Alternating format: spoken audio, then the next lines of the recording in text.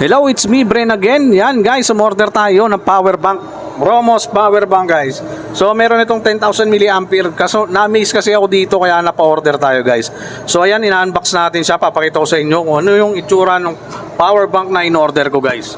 So ma-miss din kayo dito guys. Itsura pa lang at appearance niya guys. Paano pa kaya sa specs? Yan guys, sa susunod na video papakita ko sa inyo yung specs nito. So sa mga gusto mag-avail nito, nandiyan to sa ating yellow basket. Nagkakalaga lamang ito ng 800 pesos guys. Yan guys, 10,000 mAh na siya. Tapos naka 15 watts yung charging speed. So yan guys, yan, open natin. Napadaan pa nga yung ating home credit. Sa mga gusto mag-avail ng cellphone dyan, guys, nandito lang ako sa Victory Mall Antipolo. Yan, so bali pag-usapan lang muna natin itong power bank na ating binili. So ayan siya guys, napakaangas box pa lang. Halata mo na high quality yung power bank na in-order natin guys. Yan, nasa yellow basket lang yan.